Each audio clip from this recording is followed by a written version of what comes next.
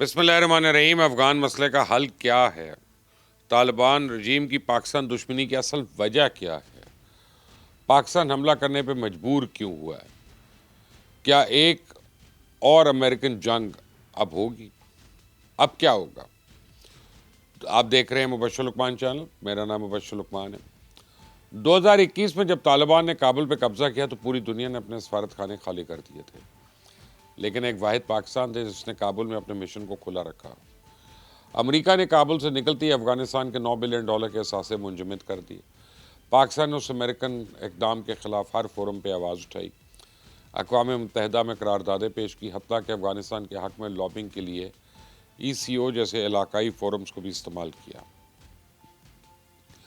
امریکہ سے آج جو ہر ہفتے ڈالر سے بھرے سوٹ کیس کابل آ رہے ہیں وہ دراصل پاکستان کی انتھک کوششوں کا ہی نتیجہ ہے۔ پاکستان کو امید تھی کہ طالبان کے اقتدار سنبھالنے کے بعد خطے میں امن اور استحکام آ جائے گا، ہماری مغربی سرحد محفوظ ہوگی اور سی پیک روٹ سینٹرل ایشیا تک چلا جائے گا، لیکن ہمارا یہ خواب محض 4 سال میں ہی چکنا چور ہو گیا۔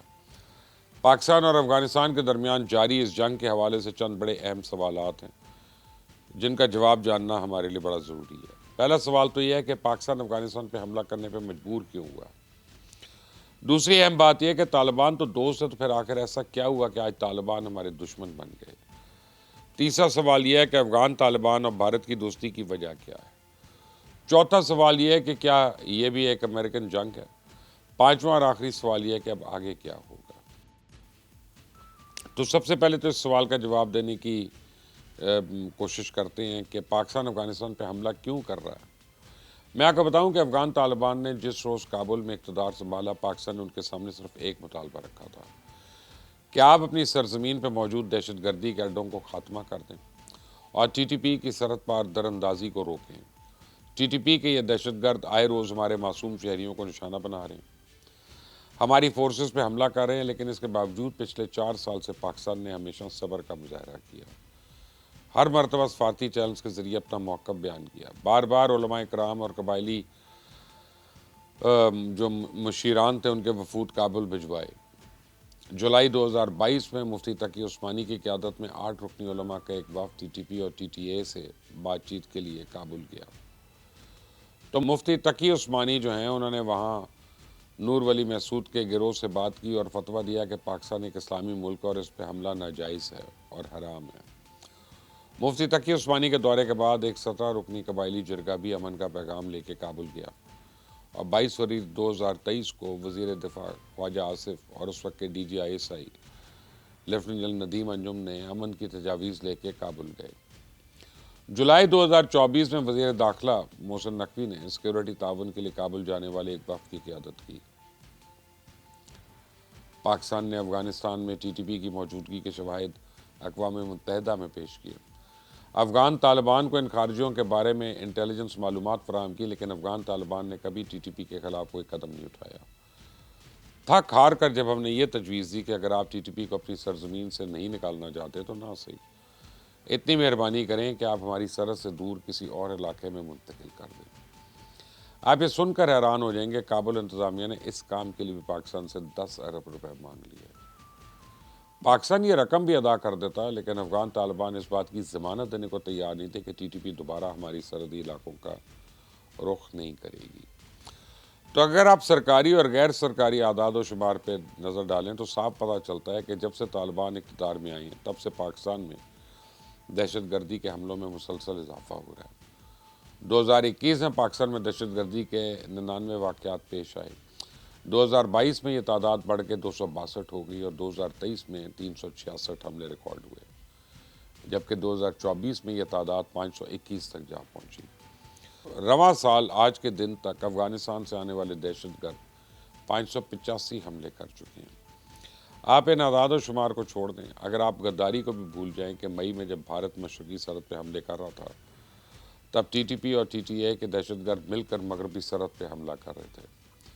آپ صرف پچھلے چند روز کی کارروائیوں کا احوال سن لیں، آپ کو پتہ چل جائے گا کہ پاکستان افغانستان سے دو ہاتھ کرنے پہ مجبور کیوں ہوا۔ 8 اکتوبر کو ضلع اورکزئی اور DI خان میں ایک لیفٹیننٹ کرنل اور 2 میجر سمیت 12 فوجی شہید ہوئے۔ اس خونریزی میں ٹی ٹی پی کے ساتھ افغان دہشت گرد بھی ملوث تھے۔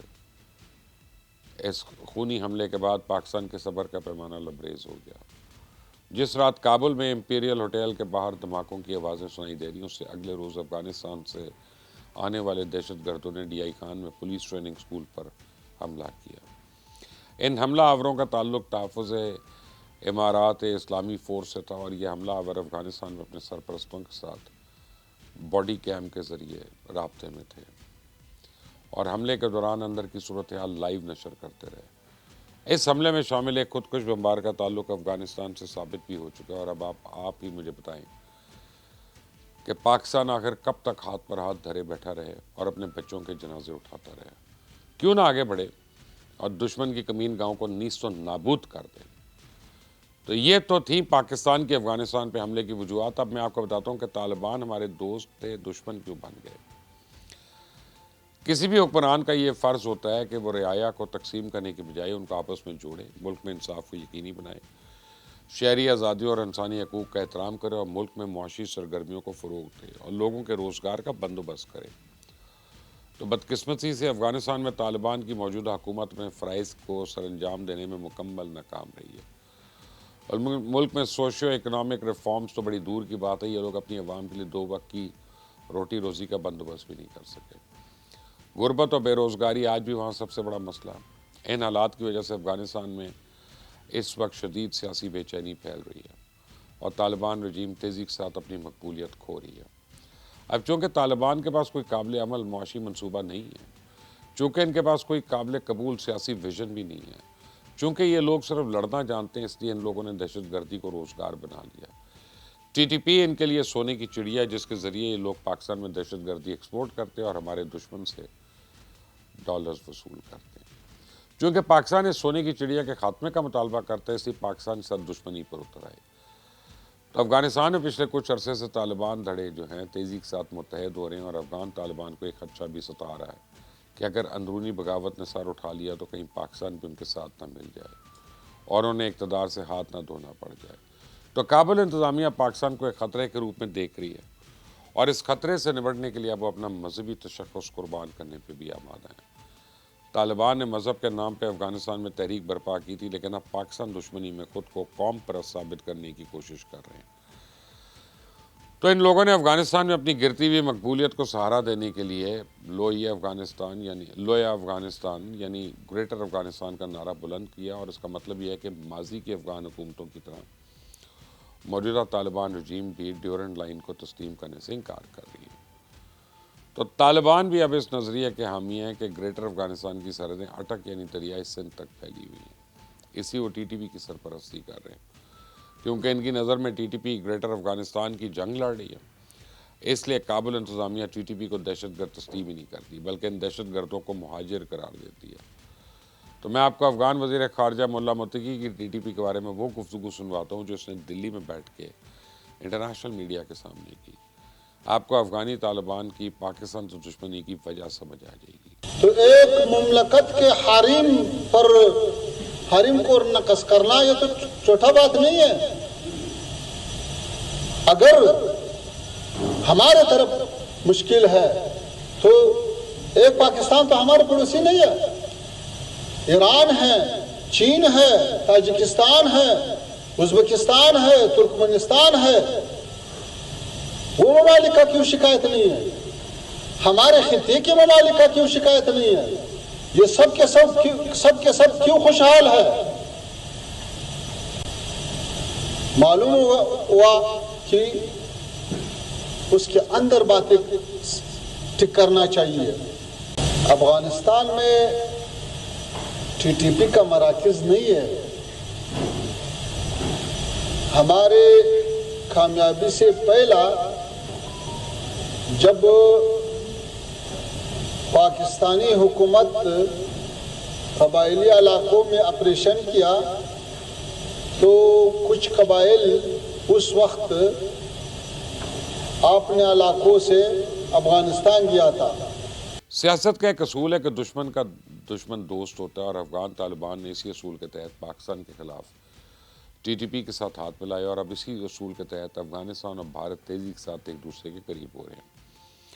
آپ دیکھیں کہ ہمارا مشرقی ہمسایہ اکھنڈ بھارت کے خواب دیکھ رہا ہے، جبکہ مغربی ہمسایہ گریٹر افغانستان جیسی غلط فہمی کا شکار ہے۔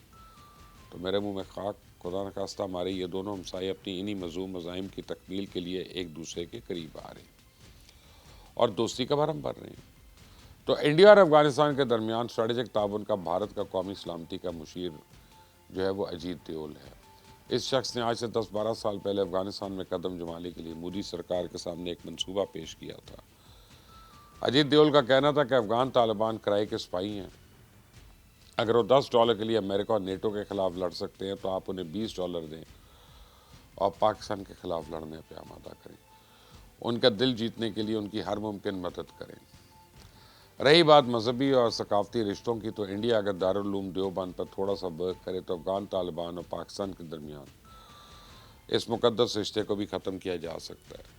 تو پہلے آپ اجیت دیول کے شیطانی عزائم اس کی زبانی سن لیں۔ اس گفتگو کو سن کے یقیناً آپ کو یہ ضرور واضح ہو جائے گا کہ دارالعلوم دیوبند میں افغان وزیر خارجہ کا اتنا پرتپاک استقبال ہوا کیوں۔ سنیں۔ So you have to only match. So go for more of a covert this thing. Now they are meeting it by drug money, they are matching it by currency counterfeited money. Probably we can go for a this thing. India is a bigger country and a bigger economy. We will match the money by money. We will deny them the weapons and we will deny them the recruitment. That's extremely important. So work amongst the Muslim youth. And we have to work amongst them through the Muslim organization. ان تاریخی حقائق کو جاننے کے بعد بھی اگر کوئی شخص افغانستان کے ساتھ ہماری اس جنگ کو امریکہ کی جنگ کہے تو پھر اس کی عقل پہ ماتم ہو سکتا ہے۔ امریکی صدر ٹرمپ نے جب افغانستان سے بگرام ایئر بیس کنٹرول دینے کا مطالبہ کیا تو سوائے بھارت کے خطے کے تمام ممالک نے اس کی مخالفت کی۔ اقوام متحدہ کے حالیہ اجلاس کے دوران نیو یارک میں پاکستان، چائنا، رشیا اور ایران کی ایک میٹنگ ہوئی اور اس میٹنگ کے اعلامیے میں کہا گیا کہ افغانستان میں غیر ملکی موجودگی خطے کا استحکام خطرے میں ڈال دے گی۔ ستمبر میں دوشنبے میں افغانستان پر اجلاس ہوا اور پاکستانی نمائندے محمد صادق اور ایرانی مندوب نے وہاں ایک ہی موقف اپنایا کہ یا کہ پاکستان میں دہشت گرد کارروائیوں میں افغان باشندوں کی تعداد 70% ہوتی ہے۔ ایرانی مندوب نے اس اجلاس کو بتایا کہ چابہار میں ایک دہشت گرد حملے میں مارے جانے والے 18 میں سے 16 دہشت گرد افغان تھے۔ تو چند روز پہلے رشیا میں بھی ماسکو فارمیٹ کا اجلاس ہوا اور اس اجلاس میں پاکستان، رشیا، چائنا اور ایران کے ساتھ سینٹرل ایشیا کی تمام ریاستوں نے بھی افغانستان میں بھارت کی موجودگی پہ اعتراض کر بگرام ایئر بیس امریکہ کے حوالے کرنے کی بھی مخالفت کی۔ اس کے بعد بھی اگر کوئی یہ کہتا ہے کہ یہ امریکن جنگ ہے تو پھر مجھے بتائیں کیا ٹی ٹی پی امریکہ پہ حملے کر رہی ہے؟ اگر افغان طالبان اور بھارت ہاتھ ملا لیتے ہیں تو اس سے امریکہ کو کیا خطرہ ہے؟ دہشت گردی کے خلاف یہ جنگ پاکستان کی سلامتی کی جنگ ہے، یہ ہماری آئندہ نسلوں کی بقا کی جنگ ہے، یہ ایک مقدس فریضہ ہے اور ہم ہر حال میں اس فریضے کو سر انجام دیں گے انشاءاللہ۔ اور آپ دیکھیں گے کہ جس طرح بھارت نے اچانک آپریشن سندور شروع کیا اور 4 دن کے بعد خود ہی سیز فائر کے لیے منتیں شروع کر دی، اسی طرح افغانستان نے بھی لڑائی چھیڑنے کے محض 4 گھنٹوں کے بعد ہتھیار ڈال دیے اور یکتا طرف سیز فائر کا اعلان کر دیا۔ تاہم پاکستان کی جانب سے تاحال اس پیشکش کو تسلیم نہیں کیا گیا۔ اس لیے اب بڑا ایک اہم سوال ہے کہ آگے کیا ہوگا۔ تو میرے خیال میں افغانستان میں مصیبتوں کے پہاڑ ٹوٹنے والے ہیں۔ خطے میں افغانستان کے خلاف ایک ماحول بن چکا ہے۔ کابل میں ایئر اسٹرائک سے نور ولی محسود مر چکا ہے اور یا بچ گیا۔ قطع نظر اس کے یہ بات اسٹیبلش ہوگی، کابل انتظامیہ ان دہشت گردوں کی سرپرستی کر رہی ہے۔ تو اب پاکستان ایک تحریری معاہدہ ہونے تک طالبان رجیم کو ہرگز معاف نہیں کرے گا۔ کابل انتظامیہ کو ڈیورنڈ لائن کو بین الاقوامی سرحد کے طور پر تسلیم کرنا ہوگا۔ ٹی ٹی پی سمیت تمام دہشت گرد گروپس کی سرپرستی بند کرنا ہوگی اور اپنی سرزمین پر ان کے ناپاک وجود کا صفایا کرنا ہوگا، ورنہ یہ آپریشن خیبر سٹارم اس وقت تک جاری رہے گا جب تک ہم افغانستان میں دہشت گردوں کا آخری ٹھکانہ ختم نہیں کر دیتے ہیں۔ تو افغانستان پہ دباؤ بڑھانے کے لیے پاکستان نے افغان مہاجرین کو واپس بھجوانے کا سلسلہ دوبارہ شروع کر دیا اور پاکستان میں افغان شہریوں کو ملازمت دینا، کرائے پہ گھر دینا یا دکان دینا اب جرم ہے۔ تو اگلے چند ہفتوں میں اگر افغان طالبان کی قیادت مذاکرات کی میز پہ نہ آئی تو پھر افغانستان میں رجیم چینج آپریشن ہوگا۔ افغانستان میں طالبان مخالف دھڑے نیشنل فرنٹ کے پلیٹ فارم پہ متحد ہو چکے ہیں اور کابل پر حملے کے لیے ان کی تیاریاں مکمل ہیں۔ صرف ایک اشارے کی دیر ہے، وہ کابل میں ہوں گے اور طالبان دوبارہ پہاڑ پہ۔ تو مجھے یقین ہے کہ ایک دن افغانستان کے عوام آزاد ہو جائیں گے اور وہاں ایک حقیقی نمائندہ حکومت ہوگی انشاءاللہ. مجھے اپنی رائے دیجیے گا. اس چینل کو سبسکرائب کرنا مت بھولیے گا. بیل آئیکن کو پریس کریں. Until the next time. اللہ حافظ.